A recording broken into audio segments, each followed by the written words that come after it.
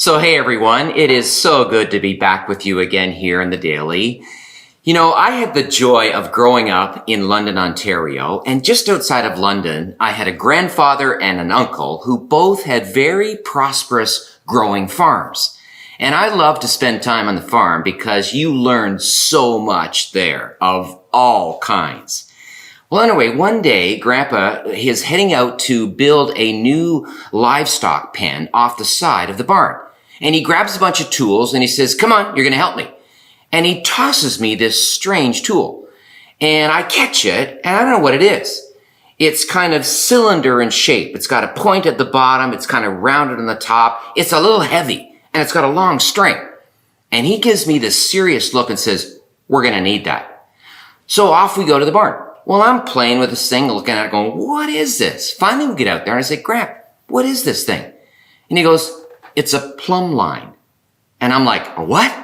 "A plumb line." I said, "Well, what's it for?" He says, "Well, it's going to tell us if we get our new wall up nice and straight." And the way it works is you hold one end up against the wall or whatever, and then you let that heavy part swing back and forth until it gets totally centered. And then you have absolute true straight up and down. In modern language, it's a standard by which vertical trueness is tested, a plumb line. Now, they've been around for thousands of years. It's said they were used for building the pyramids, for building the Colosseum, for great cathedrals, for city walls, all the way to present day. Someone trying to put in a door or a window and make sure things are true. So I love that thought, and I'm working my way through the minor prophets in the Old Testament. And I come to the story of Amos. And I like Amos.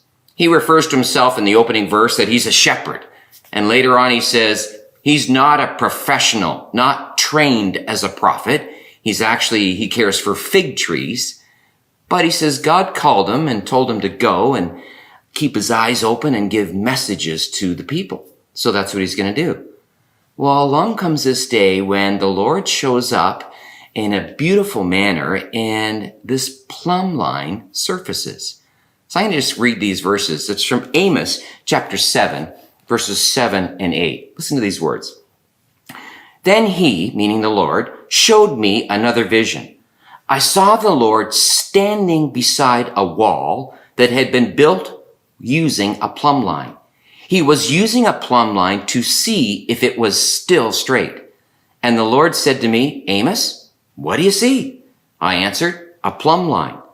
And the Lord replied, 'I will test my people with this plumb line. I will no longer ignore all their sins.'" Now, my habit when I'm reading through the scriptures and I get stopped like that, of course, you know by now that I highlight all over the place and I write in the margins and so on. And I wrote right there, plumb line of truth. What I like in that story is it's saying that the Lord was standing there. And his reference to standing means immovable, with resolve, stable. So the Lord's stable. But he's measuring a wall and checking a wall that was already built with a plumb line. Someone used a plumb line to make sure it was true. Now he says, I'm using another one to test it, to see if it's still true, or is it leaning? Is it moving away?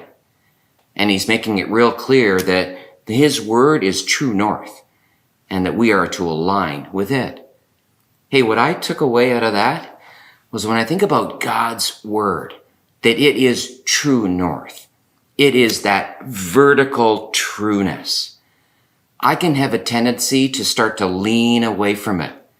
I can find that the winds of our culture can blow me kind of in a direction that soon I'm drifting away from that true north.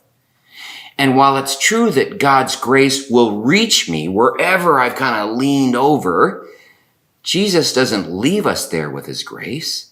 Rather, he reaches us there, and then by his Spirit, he brings us back into alignment, into true vertical rightness.